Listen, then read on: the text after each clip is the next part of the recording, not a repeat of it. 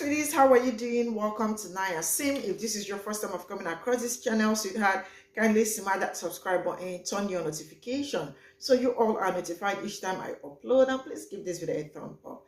I appreciate you all so much, and I am saying a very big shout out to every one of you for the love, support you all showering me here with. I am super grateful, and you all are super sweet. So today we'll be talking something very important, and it's about a video a white man actually made. And this video, like, a lot of people are like talking about it, commenting on it, and they all have something to say, because I don't know how somebody is talking about racism without having a black person in there. And race is not what black people did not even create this. It is all you all's idea and all that. But then you choose to talk about this without having a black person in there, right? And you think you can talk about it because you are a palm-colored person. Now, let me say this. I mean, how do you talk about something you have never experienced, something you have never lived, something you know nothing about? I mean, you all are the ones that started all this. I mean, white supremacy is the whole crux of all this, and you all know that. And for you to have this kind of conversation and convo, we need to be in the room, because this system you all mantled, you all can like dismantle it in a twinkle of an eye, but then you all stay back and you are like, I mean, how are we gonna dismantle this? If we dismantle this, what are we gonna have? What are you gonna have? That's why they said G0t, we don't have to make the kid, you don't have to make the white palm-colored kids feel guilt about something they did not do. But you all are still benefiting from that same system. You do not want to talk about, like, make this make sense, right? And then, like I am saying, like, let me say this straight. You cannot talk about this without having us in the room, because we need to be there to talk about it, because we are the ones experiencing it. Let me roll this clip. We'll come back to talk about it. I absolutely want to read all your comments.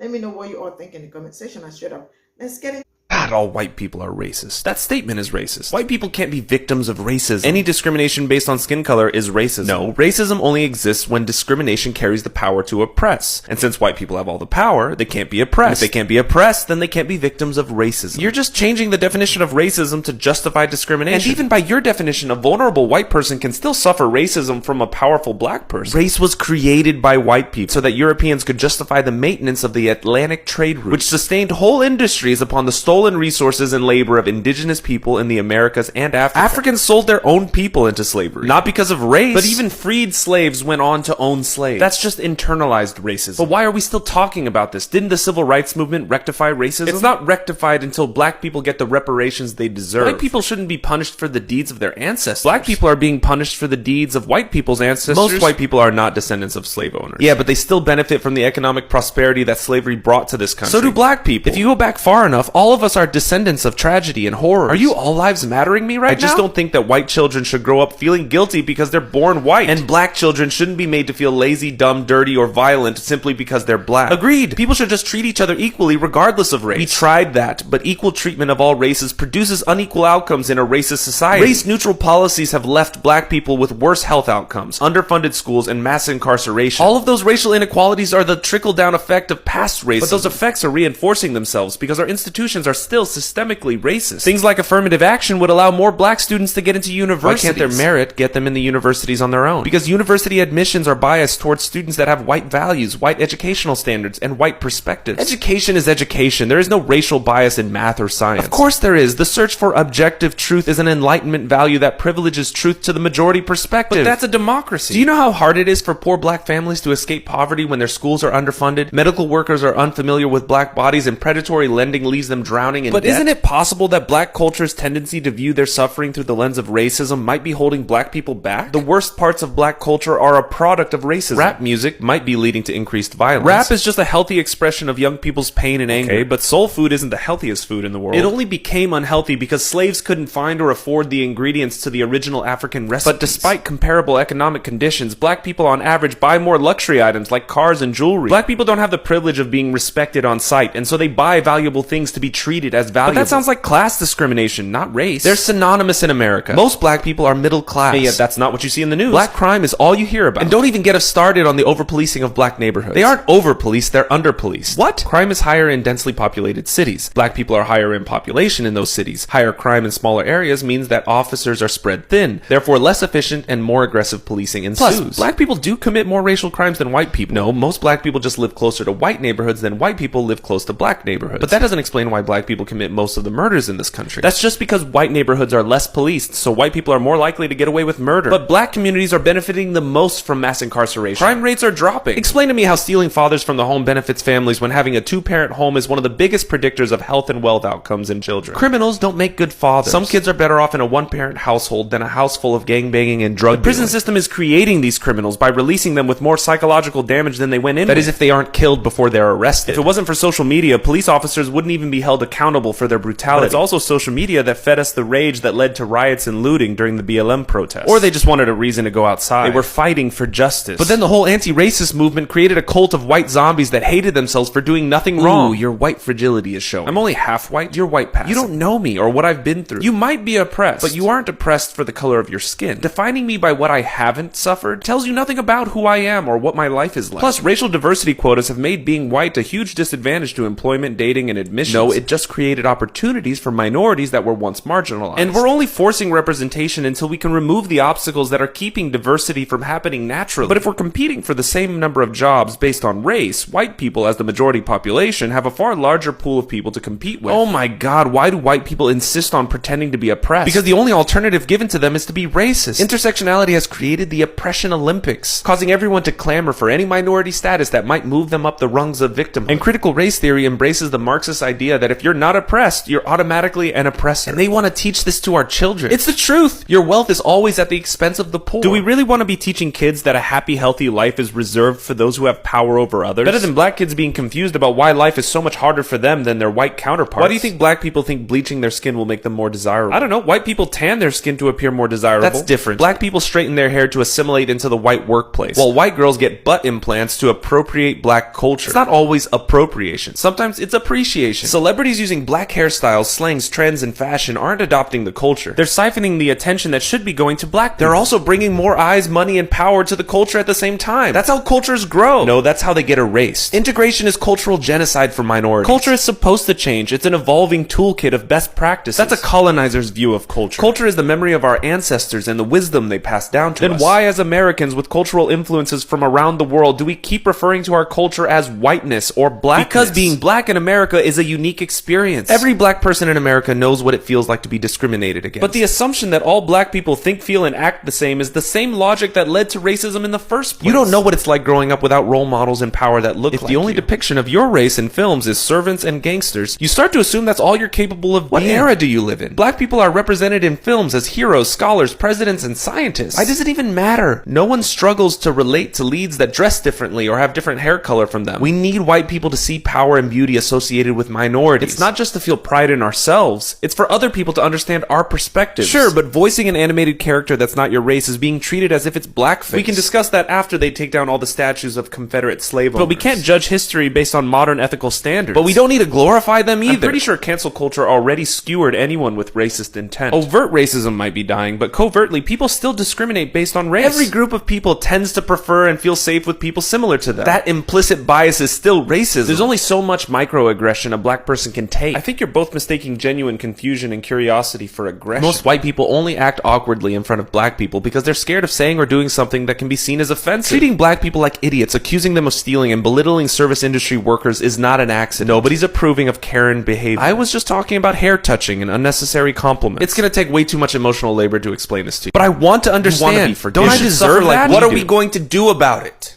America is a cultural melting pot, a social experiment that's pushing the limits of humans' capacity to collaborate and empathize with people unlike them. I'd like to think that we still have a chance at proving to the world that human beings can rise above their tribalistic impulses. But both sides of the racial debate aren't even fighting for a just and equal society anymore. We're all just fighting for the right to see ourselves as good people. Racism is alive and thriving, but it's hiding in our disgust for ourselves and our willingness to hurt each other to signal our virtue, to be empathized with, to feel like we belong. All we do is shuck responsibility back and forth by throwing statistics at each other. But there's no amount of data that's going to teach us how to see ourselves in others. Only by working together towards a shared goal, by co-creating culture, businesses, relationships, and art, will we be able to expand our in-group, perhaps one day to the entirety of humanity. Only then will we see clearly that the only obstacle that ever stood between us and the best version of our species was the illusion that we're somehow separate from each other. God, all white people are racist. That statement is racist. White people can't. Would you have made the same video for anti-Semitism? Would you have gotten online and presented the arguments for anti-Semitism as a valid worldview, and then juxtapose it to the arguments against anti-Semitism? And then conclude your video with saying, neither side of the anti-Semitism debate is interested in a solution. They just want to be perceived as good people. The fact that I even have to use another group for you to see the humanity of black people is insulting. Anti-black racism isn't a talking point. It's a human rights issue. And the fact that you've positioned it as such lets me know that you just have a commitment to being perceived as good rather than actually to justice itself. God, all white people are racist. That statement is racist. White people can't be victims of racism. Any discrimination. This video is so wildly insincere. And for you to end it like, oh, neither side of the race debate wants to find a solution. They just want to be seen as good people. How the fuck do you have a centrist view on racism? Do you have a centrist view on anti-Semitism? Nobody makes these videos about anti-Semitism. Like, when it comes to anti-Semitism, y'all just seem to get it. Like, you would have never made a video validating a Holocaust tonight. But the thing is, y'all don't view black people as people. Y'all view us as a fucking talking point. God, all white people are racist. That statement is racist. White people can't be victims of racism. Any discrimination. You fundamentally cannot try to have this conversation in good faith if one of your options is basically saying, oh, the semantics of the word racism, this, that, and the third, this, white people shouldn't pay for what their ancestors did. And the other one is quite literally giving you multitudes of reasons why there are effects on what history does to people that currently live in society. You aren't having this argument in good faith. And now that I think about it, would you have said this if this was about anti-Semitism? Would you have said this if this was about ableism? Would you have said this about homophobia or even fucking women's rights? No. But for some reason, racism to black people is the argument you want to go and live and die on? Like, come on, bro. Aren't even fighting for a just and equal society anymore. We're all just fighting for the right to see ourselves as good. I never get tired of hating moderate, conservative, two sides are equally as bad, BS, argumentative, because their entire goal is to make you think that radicalism is entirely ridiculous because it asks for too much and demands too much and also distracts people from the reality or is too deeply entrenched in delusion to make sense. And then it rationalizes racists, supremacists, neo-Nazis claim to want to be good people, but in reality are actively trying to oppress everybody that wants rights. Apply this line of thinking to any real issue that we face right now. You know what? The biggest issue isn't really the content creator who's making this drivel, though I truly resent it, but at the end of the day, it's always going to exist. It's the individuals who see content like this and think, hey, you know what? I can see the sense and logic in all of these things. Watching a video constructed by a white man who has no experience with racism. I assume he's white, if not white passing. Regardless of his race, he's not black, and he talks highly about black issues, specifically, and yet has no experience being black. Interesting. He then says, and in a very slick way that a lot of people who don't critically think would miss, that the left is using all these data and statistics that don't really mean anything or can't be used in the arguments that they make. And while I agree in a radical sense that data and statistics don't tell a story, because they don't, they're numbers that are used to be implemented within conversations and arguments, that doesn't mean that they're not an important tool to explain what is or isn't happening within society. The same way the right quotes stats and data that don't actually say what they think that they're saying is the same way the left uses data and stats to say things that people don't realize what the stats and data are actually saying. Because in order to understand what something like stats or data is saying, you have to understand the context behind how the data was actually assessed or calculated and actually see what the bigger picture of the narrative is. But all of this doesn't matter to a conservative centrist who thinks that the truth lies in the middle, when the reality is the truth is uncomfortable and involves burning all of what you think and know down. Uncover the fact that we live in a white supremacist society that actively does not care about BIPOC. And BIPOC have been constantly, for centuries talking about everything that disadvantages them, only for them to be gaslit, ignored, and silenced. And centrism does even more silencing because it tries to paint this narrative that individuals who are asking for rights are being disillusional and need to realize and cope with the reality that they already have their rights. They just need to be better people, or work harder, or pull themselves up by their bootstraps. I'm tired. People in the Americas and Africa. Africans sold their own people into slavery, not because of race, but even. So I just wanted to stitch that man's video, and you can go back and watch the original video, you can go back and watch all his videos, but I just want to say that as someone who like went to school for political science and law and like philosophy, I know so many of these types of guys, the both sides of the argument guys, the devil's advocate guys, even though he's a type of devil's advocate guy to be like, I don't want to play devil's advocate, but really playing it. And a lot of people think that they're enlightened or smart for playing like a centrist, middle of the road, like balanced point of view when it comes to actual like social issues and political issues that affect people's real lives and their humanity. And I can kind of relate to it because I used to be a little bit about like that when I was like in middle school and high school, but I of course grew and started learning and reading more and getting outside of my perspective. And one thing that I would like to say when it comes to these type of conversations, which if I'm being honest, I try not to go out of my way to have these conversations a lot anymore, because some people come to a debate and argument about these issues not to listen, learn, and grow, but just to push your point of view. And you can win the argument and debate, but they're still not going to change your mind, because at the end of the day, they still don't think your point of view or your experience as a marginalized person even matters and should even count, and they just don't give a fuck. So why am I even in this situation? But anyways, one thing when it comes to like why this whole, like, here's the thing when it comes to these things. Here's why I believe it is disingenuous. When we are disagreeing with the whole agree to disagree, can we still kumbaya?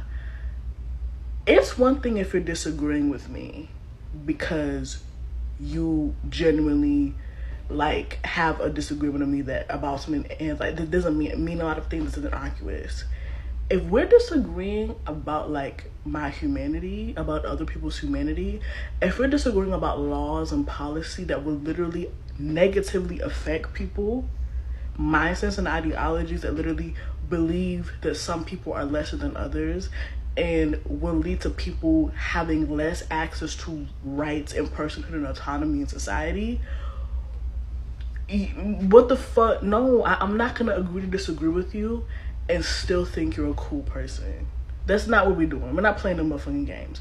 And for you to pretend that people are stupid for having that point of view is very disingenuous and shows that you're not as balanced as you are. Because I'm not playing balance games with people who don't see me as a person.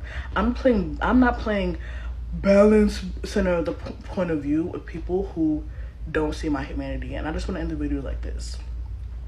One of the people who I really love in life, who writers, thinkers, who, if you know anything about me, I love James Baldwin. He recently had his 99th birthday. He died, but his acknowledgement, I believe 2 days ago, and I posted about it because if you know anything about me, James Baldwin is one of my favorite literary writers and authors and thinkers. And he has a quote that succinctly kind of exemplifies my point of view to people who think like this, who I've encountered guys like this, like in my philosophy classes, my political science classes, just in life.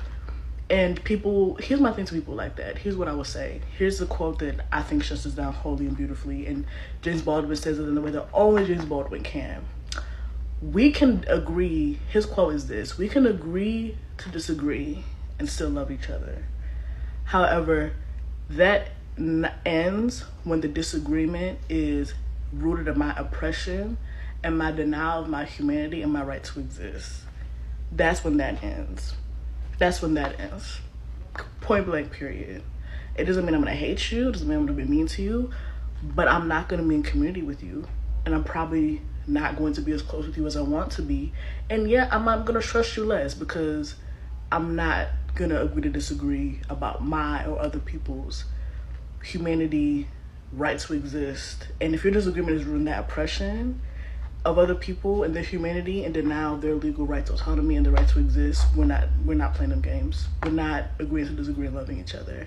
And yeah, I just want to point out and shout out to James Baldwin and that quote. Bye, y'all. Not all white people are racist. That statement is racist. White people can't be victims of racism. Any discrimination. If you want to watch that video for context, that creator is I don't know, playing the role of a centrist as far as I'm concerned in the entire video. We can see it from the placement of the chairs and his wording at the end. That's just the cliff notes that I got. My opinion, you can go watch it. But the thing that makes me laugh the most, among other things I will get to, is that in this video, all arguments here are treated as equal. Like, every argument here is treated as equal and deserving of being listened to. Like, this man sat down and voiced these things out. He read the script, he did the research, and he was like, oh, okay, this group is actually not statistically violent. Like, they are not, like, instinctively violent. Like, this is just over policing. And still, at the end of the day, he put everyone on equal standing. Centrists are not sane. That's not even the funniest part of this, is that from the way everything is voiced, from the way the argument is ongoing, the people that are being talked about, which in this case are people of color, particularly black people being talked about here, are not even in that group. They are not in the conference room. They are not in the conversation. They're being spoken over. Like, he says, oh, these people are fighting to be good people. Like, everyone wants to be a good person. Everyone wants to, like, be seen as a good person. One of the group in question is fighting to be seen as a person. And the wildest thing is, I look to the right thinking, okay, people are going to be like, it's weird for it to put everyone on equal like footing and everything, because one of these groups wants the other one dead. One of these groups want the other one dead, and we all know who it is. I turn and I see almost 1 million likes. Everyone is not sane. I can count on one hand and above sane people there are. What do you mean tribalistic impulses? Oh my god. Take the platform away from him, please. Just P.S. If you have to equate people fighting for their lives, for the right to exist, and compare them and say that they are equally as bad, or have the wrong notions, or they're on the same level, like at the same perspective as people who are trying to take their lives, you have lost the plot. Even fighting for a just and equal society anymore. We're all just fighting for the right to see ourselves as good people. This is what happens when a person who knows nothing about racism, has never experienced racism, makes a video about racism that literally contains no other person of color, period, besides some words, besides some text above some chairs. So that means everything he's saying basically is his own words. The truth is, America is a racist society that has structures in place and systems in place to stop people of color from transcending in their existence as people and just reaching a higher level in the society. Black people did not choose to be poor or choose to be low income. We were forced into a situation where the only way to survive was by doing illegal activity.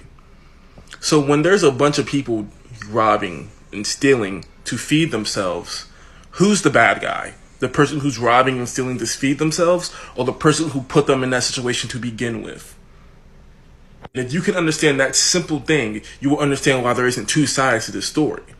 There's one side who's like, yo, this person's bullying me, and there's the bully trying to justify their bullying. And then he goes on this whole tirade about how we're just arguing to be seen as good people, and we're not trying to fight to reach to be treated equally anymore. But isn't that what you're literally doing? Isn't you by sitting in the middle of this argument just you trying to be seen as a good person because you're too afraid to put your foot forward and be like, hey, this is wrong and I stand on this? But instead, no. Instead, you were like, yo, I want to make content. I want to make money. So I'm going to make a video putting both arguments about race in it. So then I don't get in trouble, and then people can just yell in my comments. Because you knew if you did choose a side, there is less views, you were just afraid of the backlash you would get from choosing a side. But you know what's wrong, and you know what's right. And that's why centrists are so weird to me. Because You are the problem. and labor of indigenous people in the Americas and Africa. Africans sold their own people into slavery. Hello, my name is Kim, and I am a political podcast host. We're going to have a conversation about this video in specifics. And not going to lie, I do follow this guy. I like him. He's cool. He starts the conversations. These are the kind of conversations that I want to see more of. But he's wrong with red and blue, because those are the conservative talking points that give me the whole racist red flag thing. We're going to talk about. Okay, so the overarching contentious that black people have when it comes to white people is that white people speak over us, overrepresent themselves, and then push us to the background whenever we're trying to have the conversation about racism. You know, this video would have fared better if you had other black people in this video talking about the very things that you were talking about, because we could give you the straight answers, like how white people and black people overall do not want every white person to feel guilty, but we do want you to hold responsibility for the various things that you have benefited from. For instance, the system that we live in. You have the power to dismantle it, yet you do not want to. We are asking for you to dismantle it because it is oppressing us and hurting us overall, including other white people. But white people want to hold these systems still intact because it benefits them overall. As long as you're in the classroom, it might be in the back, you don't care about the black person banging on the door to let him in. Okay, so first let me address that one part. Africans sold black people into slavery. Yeah, and then they were colonized immediately after. We know. We don't hold other black people in responsibility for the contribution of slavery because immediately after the karma fucking happened and we were all slaves to European powers. Still kind of are, because a lot of African people do not have control over their lives because it is currently being invested by white powers like the CIA or companies pouring oil into the Congo. You see, the issue is always going to link back to white industries and white European powers. Anywho, so like at the end of the day, the conversation or the argument holds no water for the blue and red side, if you will, because these are talking points that conservatives usually use, the racial red flags that should go off in your head whenever they want white people to be in importance of the conversation of racism, instead of actively looking at how these patterns and behaviors have gotten us to this point and how to dismantle it. We want the dismantlement. We want white people to work with black people to fix racist problems, but you need black people in the room to do it. But both sides of the racial debate aren't even fighting for a just and equal society anymore. We're all just fighting. Okay, so every time I get on this app, I get bombarded with these type of videos.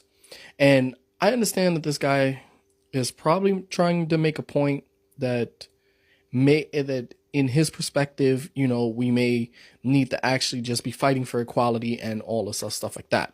However, the whole entire crux of his argument, because I watched the whole entire thing, I saw back and forths, and to basically say that no one is fighting for the just treatment is absolutely asinine to even think about. We will never get to a point where we are just until the damage has been repaired. And I'm going to say it. Until reparations is paid, we physically cannot get to that point.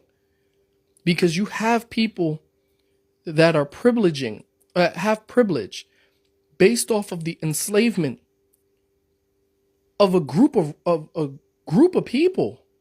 And I'm not just talking about the FBA, because, you know, that in the crux of the whole argument in America, that is their argument.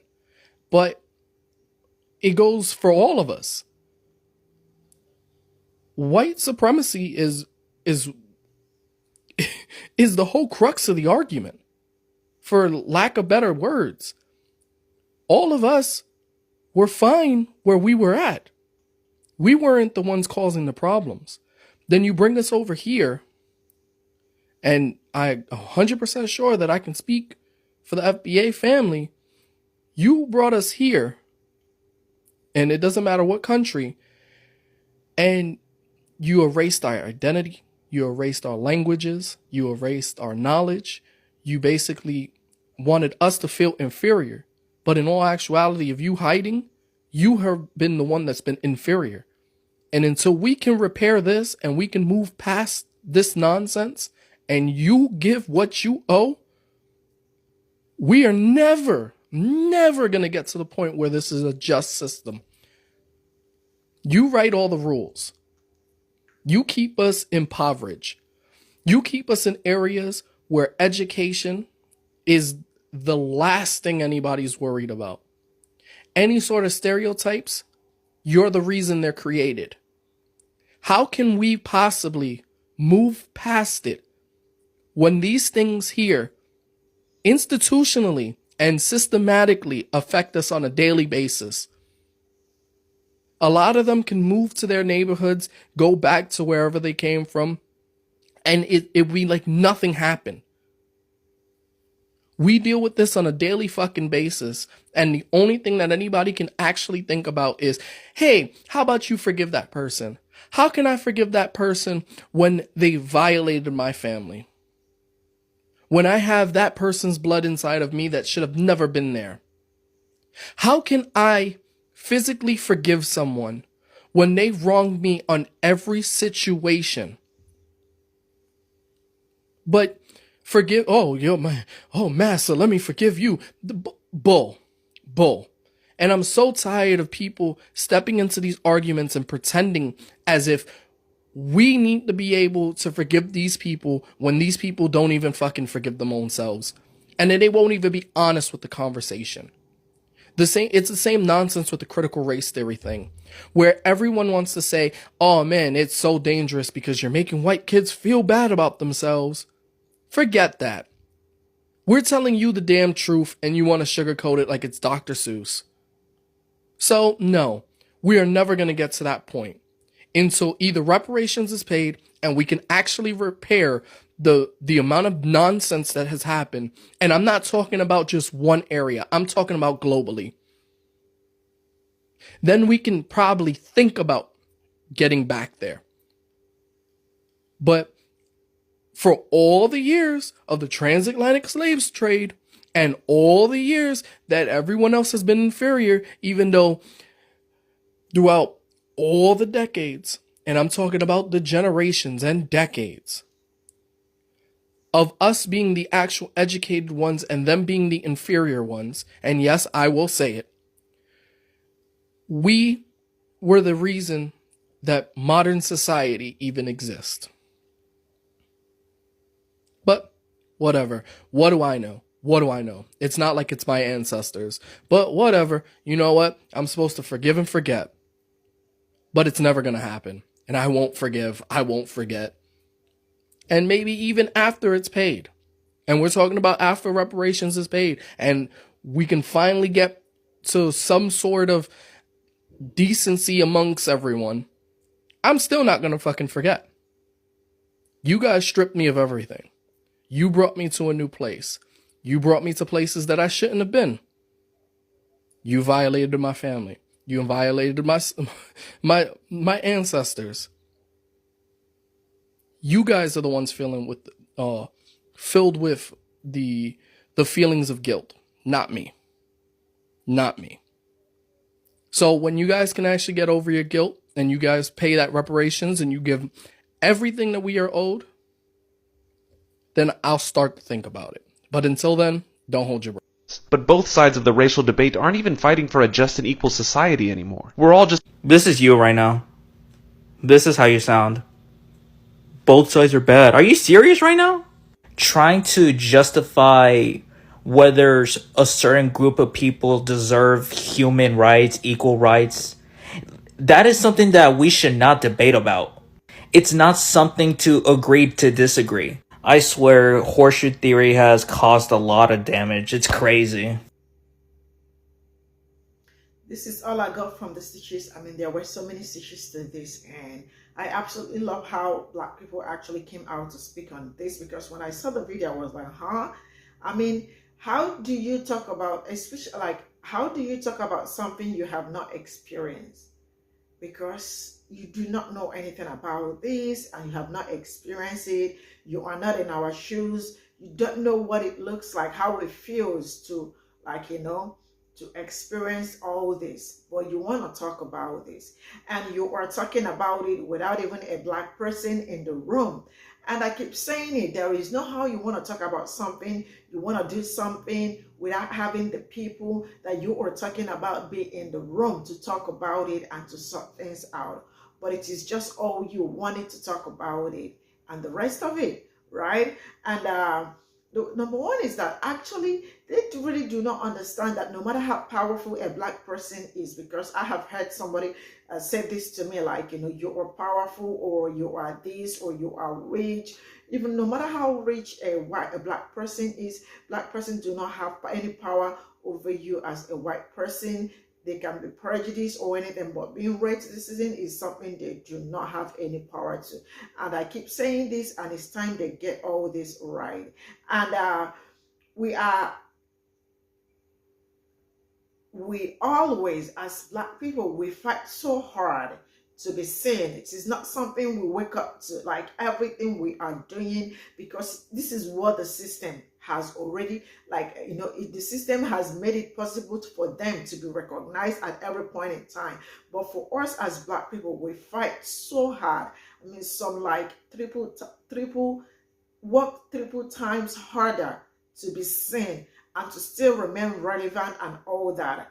They also do not understand this, and they don't understand Black people's plight, and they cannot speak on it. This is just what I think, because you have not experienced it. If you really want to talk about it, we have to be in the room to sit down to talk about it. And if you all think there is nothing for you to fix, because I don't know how you all drag people from where they are and all that, brought them over here, stripped everything away from them, and you tell me that teaching CRT to the students or to the kids will make them feel guilt. Like, what kind of guilt are you talking about? Because we go around every day experiencing so many things, the things you all mantled, because it is not us. I mean, anything that got to do with race, it's you all have the power to dismantle it, because we do not have the power. We're not the ones that started it all. It was all you people. And we need you all to do all you all can, not even do all, because you all have the power to destroy, like, you know, to bring everything down within just a minute and all that. But no, you all still want to be in, like, you know, be in power, to still have that control, because you all feel that is the only thing you all have. Like, what are you gonna, like, what am I gonna be? What will I be without that power? So they want to hold that power so bad and all that. And look at them saying, you sold your own. Like, do you know how it all happened and how it all started? They think they woke up and they sold. But then chattel slavery and Atlantic slavery are just different things from that. And we are talking about chattel slavery and how you all, and so they always want to pushing us around, like, you know, push us in the background when they want to talk about our experiences and all that. Instead of bringing us in to talk about the experiences, they push you to the ground, because they feel like, oh, we can jump into anything and talk about it, and you all have the power. I mean, it is all you all to dismantle all the system that you all mounted, and you all got to work. You all got to work with us. Yes, you all have to work with us, and we have to be in the room, not just you sitting and talking about what you know nothing about. This is where I am going to draw the curtain. Thank you so much for the support, and I will see you all in my next video. Bye for now.